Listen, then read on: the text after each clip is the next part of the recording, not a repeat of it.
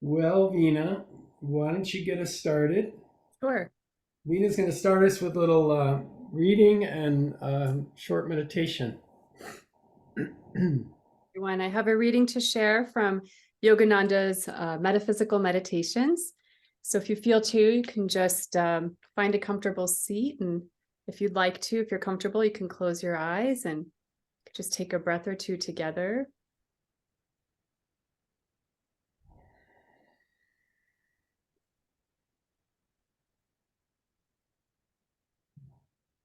Meditation on silence. My silence, like an expanding sphere, spreads everywhere. My silence spreads like a radio song, above, beneath, left and right, within and without. My silence spreads like a wildfire of bliss. The dark thickets of sorrow and the tall oaks of pride are all burning up. My silence, like the ether, passes through everything, carrying the songs of earth, atoms, and stars into the halls of his infinite mansion.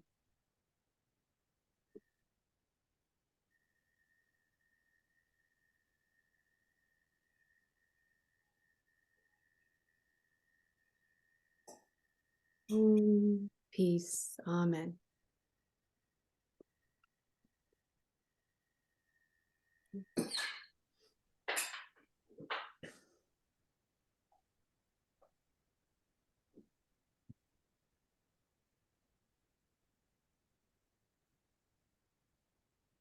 Thanks, Vina, and thanks everyone for joining us here today. Um, we've got a handful of things to cover. We'll go over today, and then we'll also have plenty of time for discussion, questions, etc. So I wanted to start with a little update. Um, Despite the fact that is this grueling process of the city entitlement process um, is taking uh, way longer than we hoped, we're actually feeling very hopeful right now. Things are looking good. We are penciled in for the November 16th hearing, the public hearing, and there is a slight chance, or some amount of chance, I don't know if it's slight or significant actually. The floodplain department has told us that they may not complete their work by that date. We have submitted everything and we believe we've answered all their comments and all their questions, and um, we, we believe when they get their work done, they'll agree that we've got it all dialed in. But um, they are understaffed, and they can't guarantee they'll have it done for this month's hearing. So fingers crossed they'll make it. If they don't, it seems extremely likely it wouldn't be a whole nother month before they got it done. So we're pretty confident that we're going to get to public hearing by the end of the year, one way or the other. So very, very happy about that. Um, it'll kind of be a that was in here. I don't know what that is. Is something cooking in here, Ann? It's Okay, all good. okay. So other than that, we had kind of a big week because we not only did we get COVID, but we yes, uh, we had the drill rig out to do the soils engineering studies. So we drilled 35 holes ranging from 35 feet deep to 19 feet deep, and we did a big study on the on. We haven't gotten the data yet, but we got all the samples. So we've got a zillion samples of all the soil and all the different locations, and it's one of the things that has been holding up the pricing to know more about our foundations.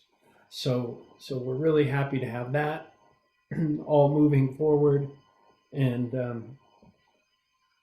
so yeah, I would say generally speaking, we're looking good. um, expecting to be able by the end of the year to have a real solid grasp of our schedule going forward, which is looking like a mid next year groundbreaking and actually vertical construction house building sometime late next year. So that's kind of the way it all is all penciling out. What else? We've been working hard on our agreements. So one of the things we have to do before anybody can or would want to invest in Polestar, because as most of you know, right now we have loans that can be converted to investment. One of the things we have to nail down is all the agreements for governance and decision making and CC&Rs and all that nasty stuff you have to deal with, dogs and pets and how it's all going to work. And so we've got a group that meets every week on that, and we are hammering away at it. So hope to have something for that to start sharing with everybody soon about that, to get some feedback on it. But by early next year, we will be able to shift into investment rather than loans. And this will take the form of those who have loans will be able to convert their loan and sort of pick their spot and say, hey, I'd like that unit or that lot, or and make a reservation for it. And it will also allow anyone once we go through the process of those who have made the loans converting, then it will be open for anyone to do that process with whatever units are not taken. So that's kind of how that process will go. Yeah, any questions about the update at all? Anything on that wasn't clear? Yeah, Elliot. Shall we crowd the room at your public hearing? I didn't quite Do you want Polestar villagers there? We do you want as many of Polestar village people there as possible for the public hearing? We do. And thank you for mentioning that. I should have mentioned it. We certainly do want as many people there as possible. And I'm scheduled to attend a meeting later this month to sort of learn, and I've actually watched a little bit of them online to just sort of get the vibe of the whole experience and to see what would be useful or helpful. And they also are broadcast online, so anybody can watch it if you're far away. And I believe anyone can write in a message before the meeting, can write in a comment. So I think we should spare no effort to make sure that we are well represented on the positive attributes of Polestar Village. And we also have some pretty heavy hitters from the city who are willing to, from the university especially, that are willing to, or have said they will definitely come and speak. And I think somebody asked last month or a couple of months ago, are there any outstanding objections that you know of from the community that might come up? No, the main objections is don't have a lot of merit. One, they would love to have it stay open space. Yeah, I can understand that totally. But then we'd be building Polestar Village out in the nature somewhere, and this is a smart development environmentally. We need housing. Keeping it compact is the least possible impact on our environments, and especially in the way that we're trying to do it. So people would rather not have the impacts. I totally get it. I understand it. There's concern about traffic increase for some of the roads north of us, especially, that will likely get more traffic because Polestar is there. And we've had a couple of meetings about that. and we definitely have offered to be a participant in whatever traffic calming measures might be appropriate to reduce the impacts on those people. The main one, I'll say it again, because after I went to this meeting, I realized how important it is to drive slow when you're in a neighborhood, So I think that's something we could all, it's an obvious thing we can all do to help. Just driving very slow when you're in a neighborhood like that, it makes a lot of sense, and it improves the quality of life and the safety for everyone. So we could try to make that part of our culture, and just as a way of being sensitive to our neighbors. Other than that, they were concerned about a couple of the big trees, which we were too, and they are being saved. There's my planner told me last week that he and we talked about this early on, but I had forgotten about it. He had held a line of not doing any modifications of standard in the development code, because they have all these standards, but you could say, hey, look, I'm doing it different here. I want to not follow this standard to the letter. Well, we didn't do any of those. So we have no modifications of standard. So it's going to be pretty hard for an appeal to have merit because of that. So anyway, fingers crossed we go well. I think in the long run, our neighbors will be very happy we're there, but I certainly understand the impact. So yes, put that date on your calendar and we'll keep you posted about that. And going in person is the best. For all of you who are local, we'd love to have a big turnout there. What was that date again, Michael? It's November 16th. Thank you. All right. Yeah, any other questions or comments about the update, where we stand now? I think I said the main points. Yeah, working on the agreements. We have a lot of elbow grease to put into all that so people know what they're getting into when they buy a lot of Polestar. So that's, I think about how long this process has taken, but the reality, and I complain a lot about it, but the reality is, it would have been very hard for us to complete everything we have to complete in time had it not taken this long. So I think we're doing a better job on everything just because we've had a little more time. So with that, I think I would like to introduce Skip Barrett, who is in the mountains today, apparently. And Skip is a longtime friend of ours. We've known him for many years. He has a background in real estate and business and property management and community living and many other things. And he moved to Polestar last week with his wife, and they're here to help and be on the team and be part of the community. So he's going to share a little bit about his perspective and his expertise. Take it away, Skip. Hello, everyone. Nice to be here. Thank you, Michael, for the invitation. And let's see, am I on the thing here?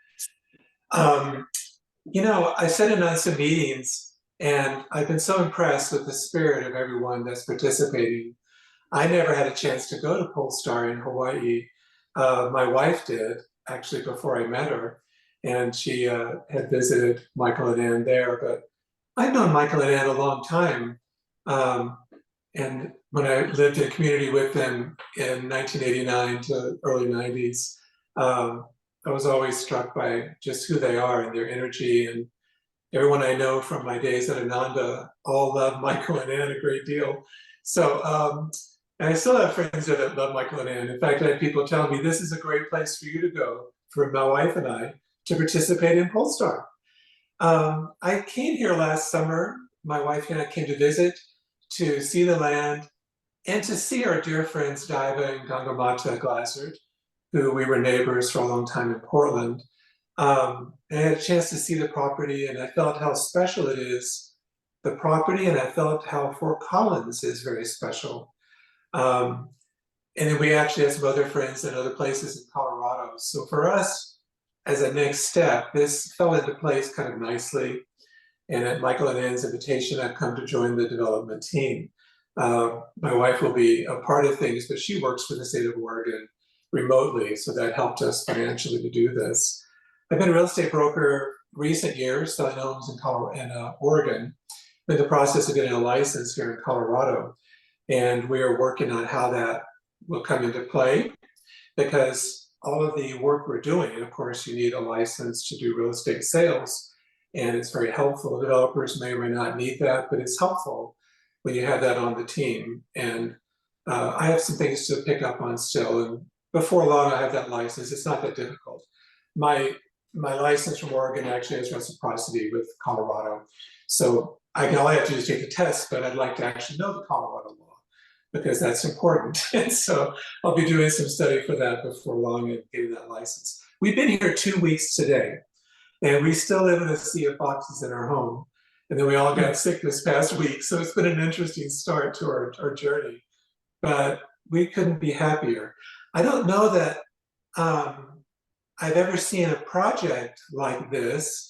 As I mentioned, Michael and Ann and I, and in Daiva, Gangamacha, we all lived at Ananda over the years at different times. And I've lived in other communities that Ananda had. I've also been involved in other communities that were not Ananda, and friendships around the country. I find the spirit of what's happening here to be really inspiring and inviting in a broad sense. And every time I go to these meetings with the city people and the university people, I sense and hear their excitement about this project. What I'm hearing and sensing is they don't see projects like this come on their board very often, or ever, I guess. They don't see them. When I look around Fort Collins as a realtor and I look at where new construction is, we are currently living out in the Mosaic community, northeast of town, and a lot of new construction out here. It's nice. It's nothing like Polestar is going to be. Maybe the buildings, but not the community. I look down south, I see new construction, bigger houses. I look southwest. When I look northwest, Rogers Park, there really isn't any new.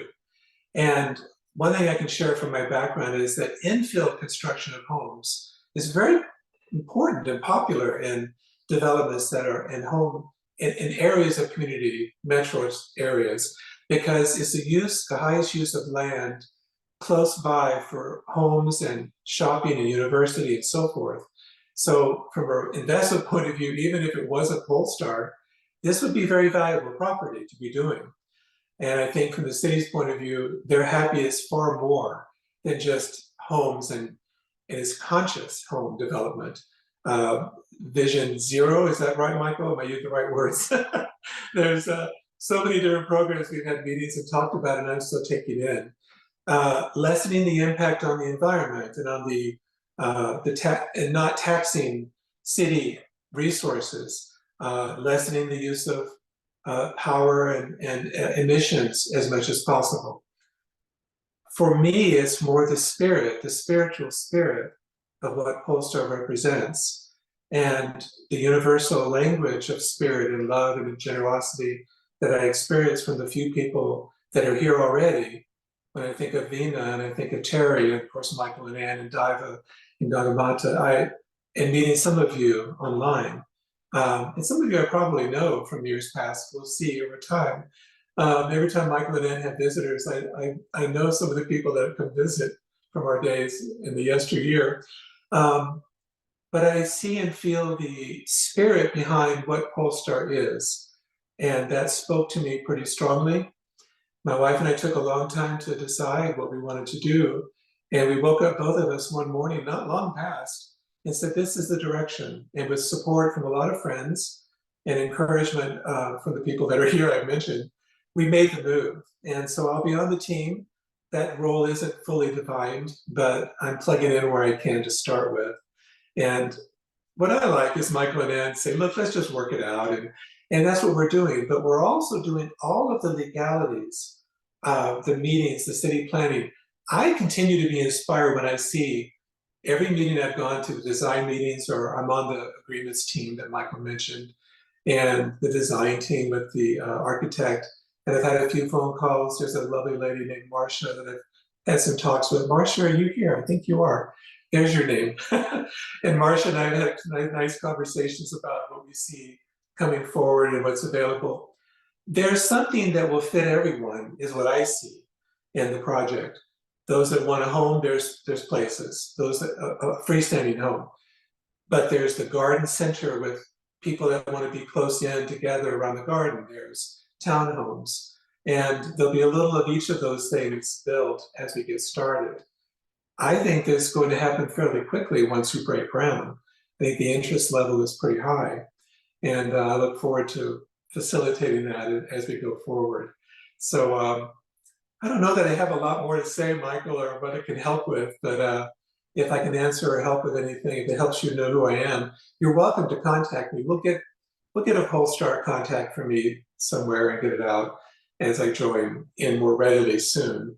But you could always reach me through Michael and Ann. So as far as that goes. And I want to say something quick, Skip. sure. Everybody always says Michael and Ann, but Michael and Ann couldn't do it without Vina and Terry and Jim and Diva and Susan and all of everybody participating the way we do. Thank you. Boy, that sure is true, but I sure feel that. And I do say it because you all are the founders, but I also see it, and it's everybody. And you know, I like how there's the feeling that we're in a circle together and lots of different responsibilities, but it's not hierarchical. And that's when I used to be a restaurant manager earlier in life. I always looked at it the same way. It takes everybody together to make it happen. And the circle's equal. And maybe our chairs have a little more weight on one or two of them at a time, but it's not always that way. So I'm glad you mentioned that, because I do feel that it's everyone. I sense it myself. So I'm glad you reminded me for that. Thank you. Thanks, Skip. Thank you, Skip. That was perfect. Nice. Appreciate you checking in with everybody. And since we got Skip queued up here, and he is very astute in real estate and business, anybody have any questions or personally want to ask him? Let's take a moment. If you do, if anybody has a question, go ahead, fire away.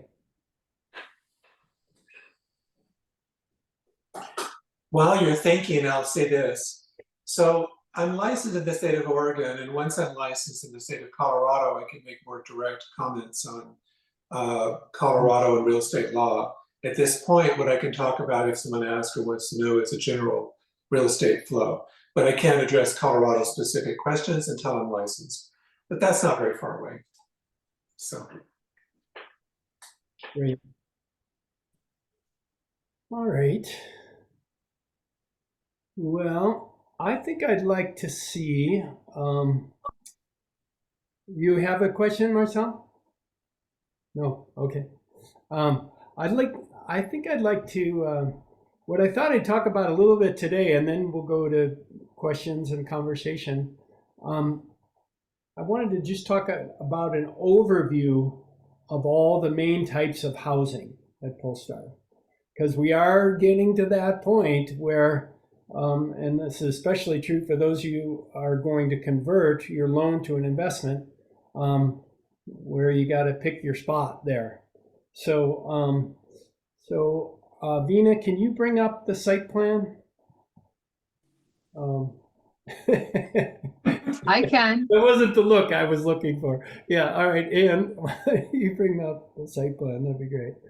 Okay. Sorry.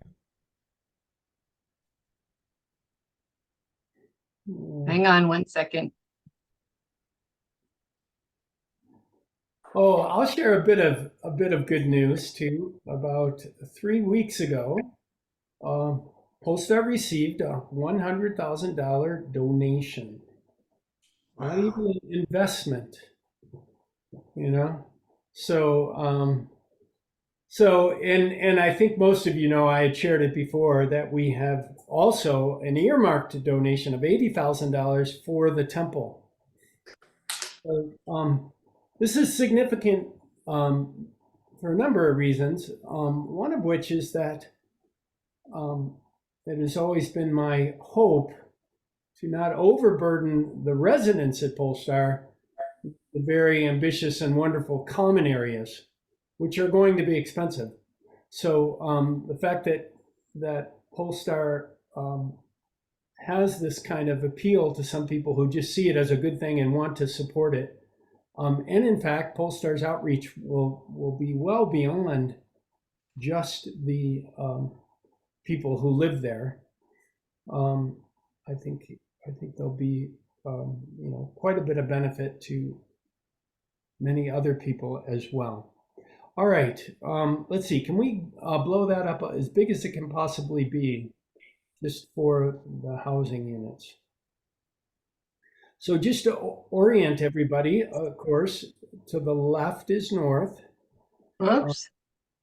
Maybe one more down. Oh, there you go. Perfect. Whoop. Close enough.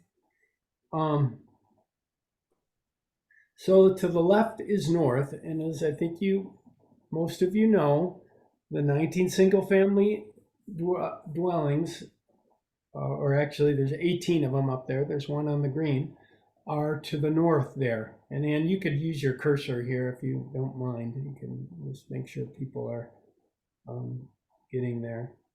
And there's a couple different sizes. The smallest are the 4,500 square foot lots, which are there. And they're all great lots for one reason or another.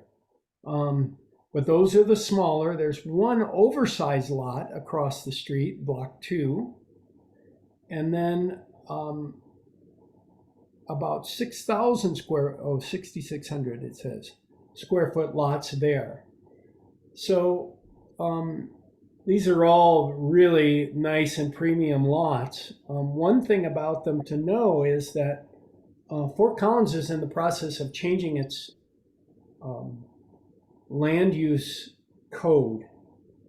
And it looks the way it's going to end up is that the lots that are on the south side of Orchard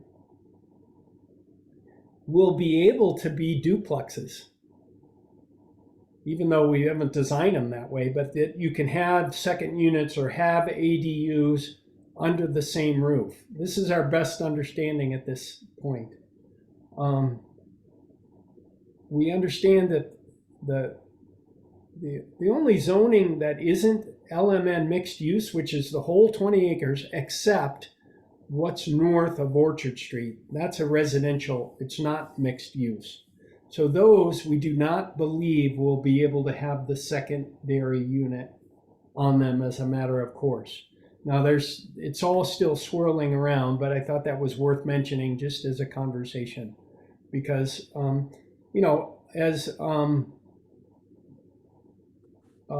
that's a good question. 1, 2, 3, 4, 5, 6, 7, 8, 9, 10, 11, 12. So it looks like 12 of them would be able to have that second unit without any difficulty. That's the way it looks right now. So just as a brainstorm, because we are attuned to cooperative and collaborative living, two parties could go in and have a duplex on a single family lot. That wouldn't be out of the question. And they could do it as a tenants in common if they wanted to. So a nice thing about these lots is they all have nice views from various places. The views to the west are of the Front Range, and then especially the ones on the south of Orchard are directly adjacent to that large open space, which is the detention pond.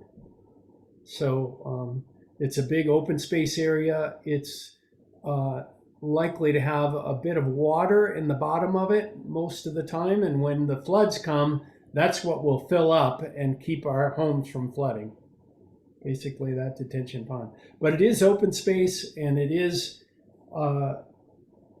green. Exactly how we're going to use it remains to be seen. Certainly you can just enjoy it as open space, if nothing else. All right, so then moving south, we have, you can see the A3 units. And why don't you go a little larger, Ann, even though, so we can see that first cluster of A3 and B2. So you'll see that there's, on the A units, and even, yeah, there you go. On the A units, there's A3s and ACs. And so this is kind of a unique product. Those are all townhomes.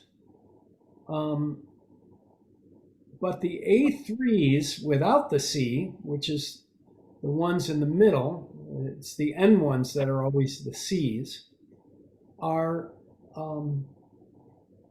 3-story townhomes. The A3Cs actually have a secondary unit divided horizontally. So they're really a duplex. I don't know exactly how to describe that other than to say it's 2 units on one lot in a townhome configuration. So kind of On top of each other. yeah, so the bottom floor is about 700 square feet with 1 bedroom, and has a separate entrance. This is the A3C I'm talking about. And the top floor is like a 2-story townhome, even though it's technically not a townhome, because townhome is supposed to be the ground and the sky. So one other thing I'll mention is in the lower. Uh-oh. What? Am I cutting out? No, I am sorry. Oh. Never mind. The A3s and the B2s that are on the western edge, just below the ones I was talking about, can you kind of circle around those? Yeah, those. Right. B2s. Actually, just the A3s. I misspoke. So the A3s, as well as the single-family lots to the left of them. This is just something that might be worth knowing. We have made all the ground floor units age and place friendly. And one of the ways you can do that simply is to have a slab on grade. So in other words, a concrete floor. When you use a wooden floor that's joisted, you necessarily have to lift that off of grade, which means getting into the house is a little more of a challenge. In fact, if you're in a wheelchair, it's not uncommon that even, a 30-foot ramp is not uncommon for how you would normally build a house. In those 2 instances, which is to say the 2 single-family lots on the left corner of your screen and those A3s and A3Cs just to the right of them, those cannot be slab on grade. So those will have to be a perimeter foundation and a joisted floor, or at least have perimeter walls. So it's a slightly different foundation, and it is more challenging to make those accessible on the ground floor. So just mentioning that, because it is a way that they're different than the other units.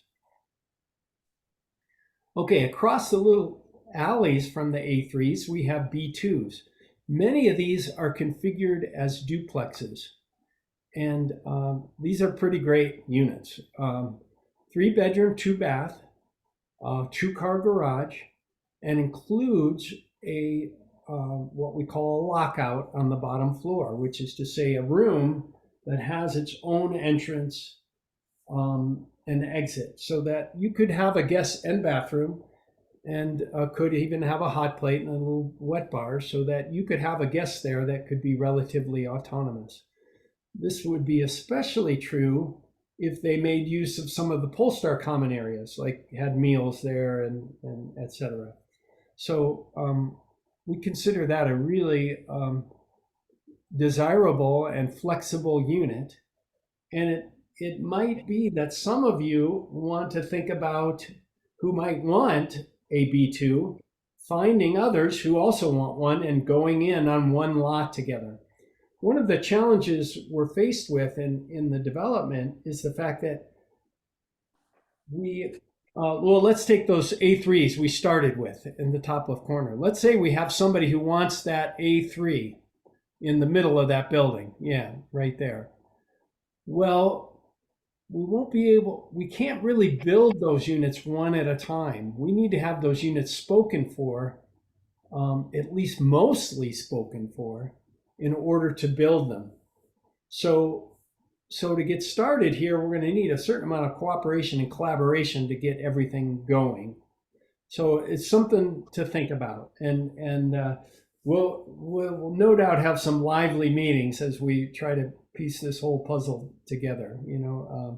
And because there's a lot of ways we can solve these various problems. One of which is we could build things that people will move into for a year or two, and then move into the place that they really want when it gets built. So anyway, getting back to the B2s, which are across the alley from the A3s, the 2-car garage is a big asset, and the 3-bedroom, 2-bath, and fee simple in a duplex configuration. Then let's look at the C2s. These are these 4-bedroom? Oh, I have a cheat sheet here.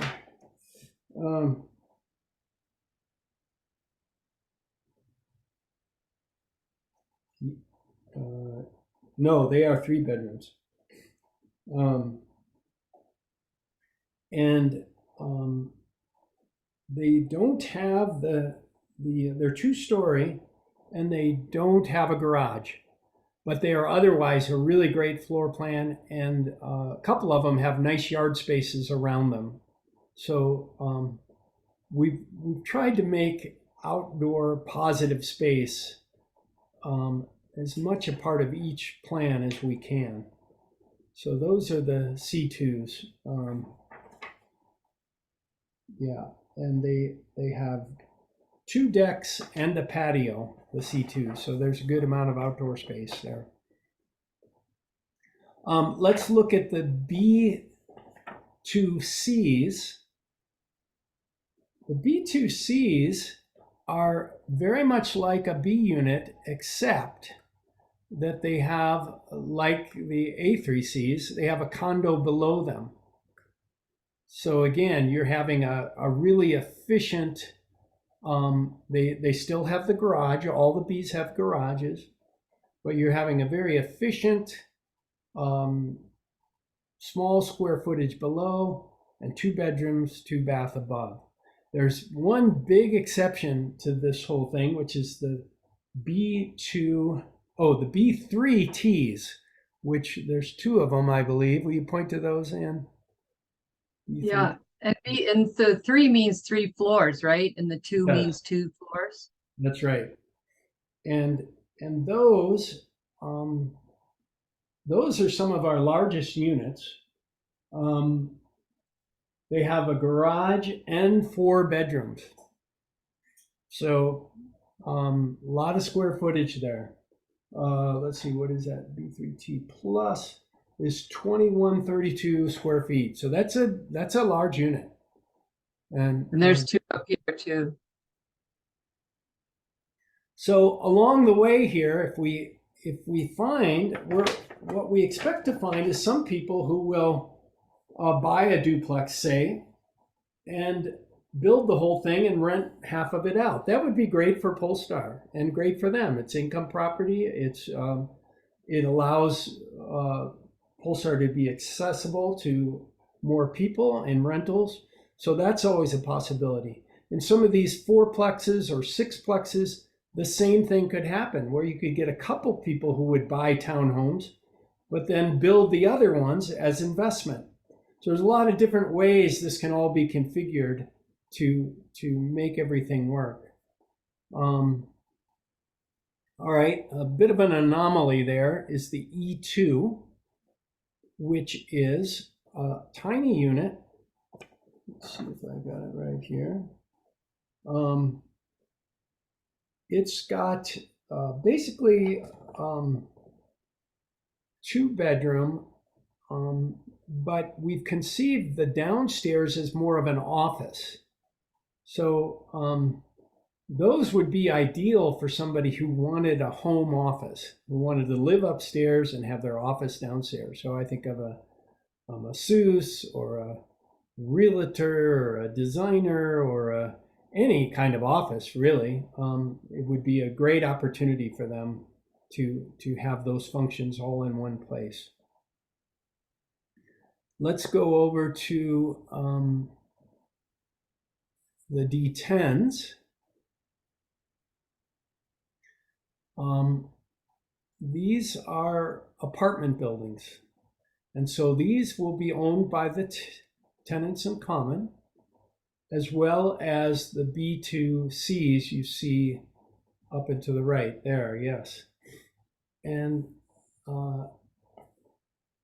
these are very, I'll start with the D12 actually, which is the one that's sort of on the corner there of the garden. These are wonderful in the sense that they're right on the village green and definitely at the hub of Polestar Village. The D12 has units that are all very much the same. They're 1-bedroom. They're about 600. Let's see if I got that here. Yeah, they're just short of 600 square feet. And basically we're hopefully going to be among our more affordable products. The D12 has 4 units on the bottom floor, and then those same 4 units on each floor afterwards. So it's 3 stories of 4 units per floor. Now, when you get to the D10, the bottom floor is just like the D12. There's 4 units there. But as you go up to the 2nd and 3rd floor, those are reconfigured to be 2,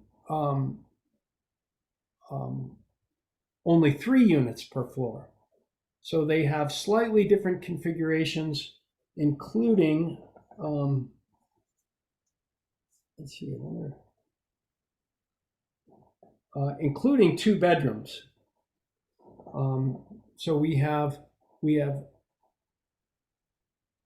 a total of 4 2-bedrooms apartments in the D10, if that makes sense. And so we wanted to get that a little bit of that variety in there. So we could have a small family or a little different situation of diversity of unit on the village green, because many of the units on the village green are small. So and those are really nice, desirable units. I think you've got beautiful views. You're facing south. One neat feature of the way we build buildings these days in order to attain net zero and energy efficiency and everything is they're extremely airtight, and I'm told extremely quiet. So that's kind of a nice thing. Triple glazed windows and high R values and airtight add up to they keep the heat in or the cold in, as well as they keep the sound in, and so it is. I think that's just a nice feature of the construction. All right, and then I think most of you know, but I'll mention it briefly. The single family dwelling on the green, we are proposing to use as our temporary common room and get that built soon. And then you have more B2Cs. And one more thing I'll share about is because it does include residences, is the commercial building right there. Just so you know, you can go on the interactive map on these on the website and click on them and see the floor plans and the elevations. So I didn't want to go through that all today. I wanted to just give a big overview to sort of zoom in from there. But what this is a city required neighborhood commercial. And so basically the idea here is to reduce dependence on vehicles by including more of the things you need with life in your neighborhood, you know. So it's commercial zoning, and you could do anything there, you know. You could have a store there, you could have a service there, and you could have offices there, you could have a yoga studio there. There's a lot of different things you could do there. And above the commercial space, it's about 1,600 square foot of commercial space on the ground floor. And above that is 3 small apartments. So this is a very unique opportunity for somebody. It would be tempting for the nonprofit to be the developer of this space, but the reality is we've got our hands full. We got so many things we're trying to develop and make happen. We're probably going to look for somebody who wants to at the least partner with us, or ideally just say, hey, I'd like to do this, you know. Now we probably won't have a brewery there, but we you know, there's a lot of things. Anything useful and serviceful would be absolutely fine. And I mean, if all else fails, something that would be like a WeWork space, you know, where you can, people from the neighborhood could have a cubicle or an office there that had a reception and a conference room and a you know, little place to get a cup of coffee, would be a great service to the community, because I think people do enjoy going somewhere to work, especially if it's in their neighborhood. You can walk there. So anyway, just to get anybody's wheels turning on that, there's a great opportunity for something unique and fun, and that would be a great enhancement to not only our community, but to the greater community and outreach to the greater neighborhood. All right, that's probably enough on that topic. But See if we have any questions. Yeah, comments or questions, would love to hear them. Yeah.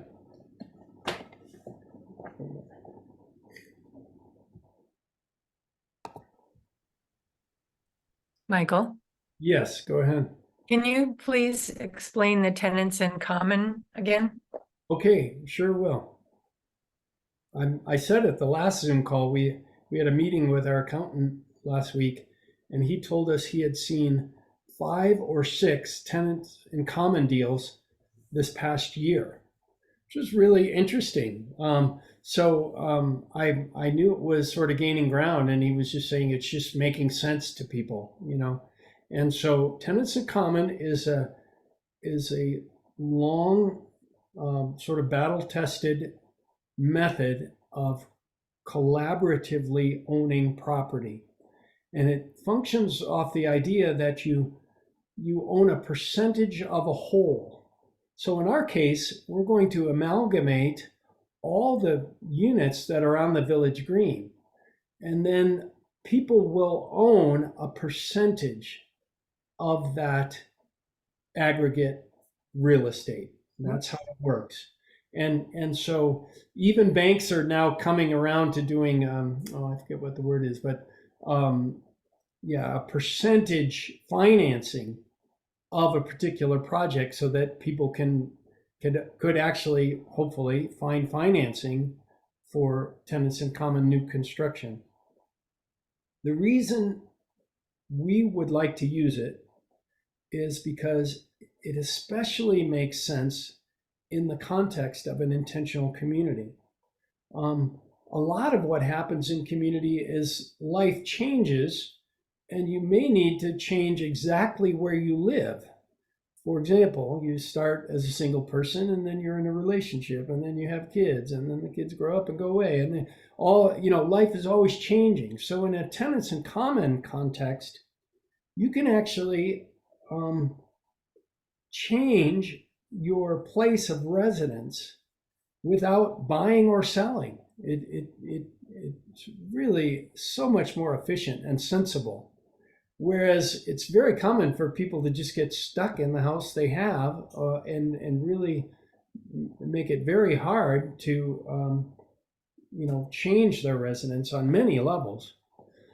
So the other beauty of the tenants in common is that it can deal with partial ownership. So let's say you don't have enough to build your own house, but you could invest in the tenants in common, and it will put you up in the queue for being able to rent in the tenants in common. So let's say you do have enough to invest, and you invest equal or greater to the value of the unit you live in. In that case, it functions almost entirely like you own your own home. You can have exclusive use of it.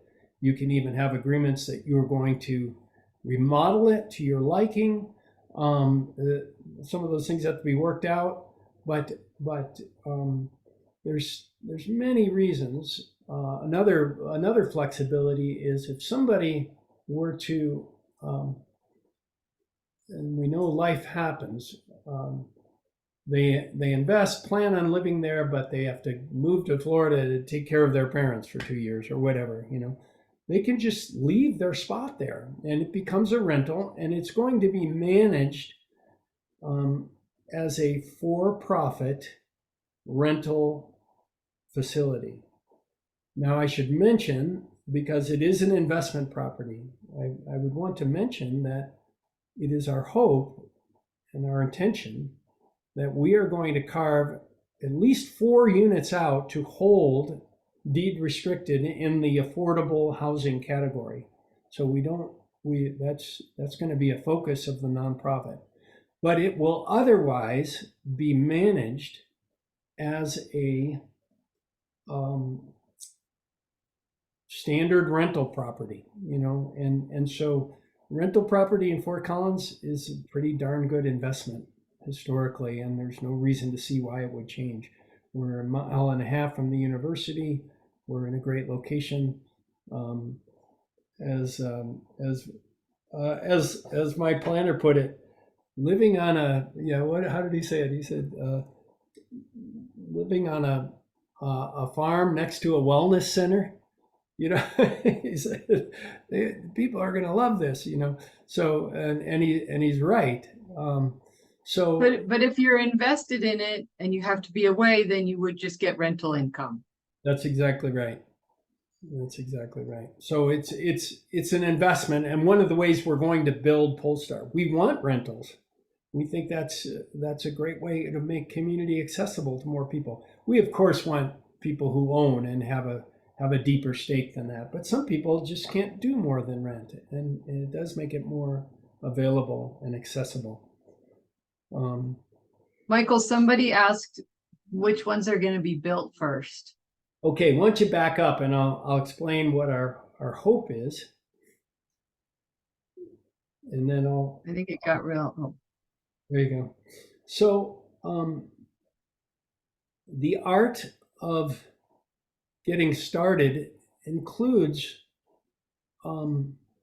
spending the least amount of possible on the infrastructure and being able to build the most amount of units. This is just the arithmetic of development. So the simplest place to start and the most valuable real estate is in the north with the single family dwellings. So extending Orchard Street is going to happen immediately, and our goal is to extend Orchard Street, put in Plum Street, and put in 2 alleys, one of which would be the top right of the screen, the southeast. That one. Well, and I think just south of Plum Street is what I'm thinking. Yeah. Oh. My thought is we haven't totally settled on this, and part of it is we're waiting post public hearing. I have to have a long talk with our planner about how we're going to manage the sequencing of our infrastructure.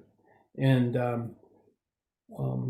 that conversation will bear a lot on this plan.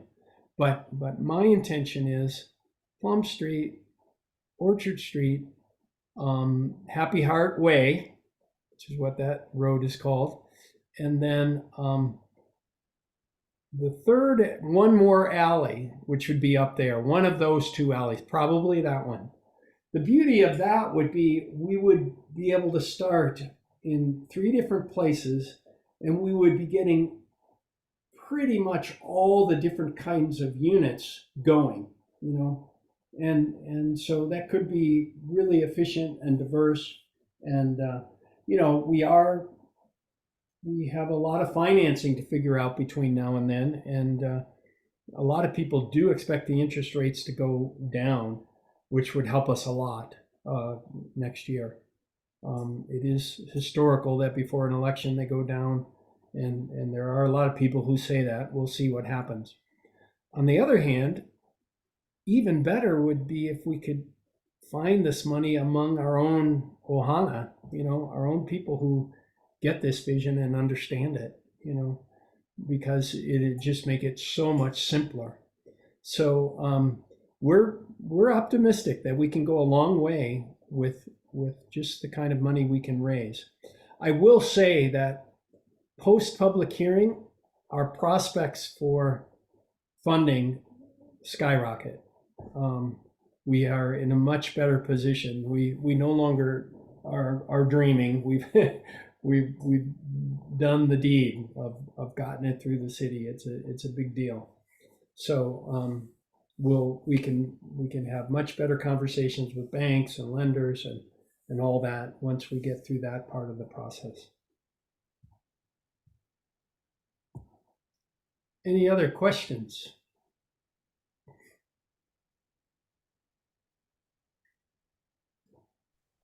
I have a question, Michael. It's Sure. about the proposed the electric vehicle idea, you know, where you're serving as a microgrid, a storage facility. I know that that's in the dreaming stage right now, but Yeah. I'm curious with the different you know, there's so many units that have garages. How would that work? How would that be connected? And I don't understand that technology enough to sort of picture it. If it's possible to briefly describe how that would work. You bet. And I don't know too much of the details, but I can maybe try to answer that a little bit.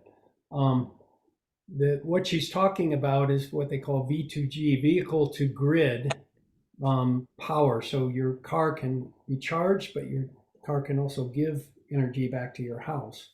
And we are all convinced, and along with a lot of people who are studying this, that this is absolutely the wave of the future and where this is headed. So the idea would be that the car shares would be wherever the car shares would be parked, which could include garages or carports or parking spots in the community. They would be wired in order to accomplish this V2G.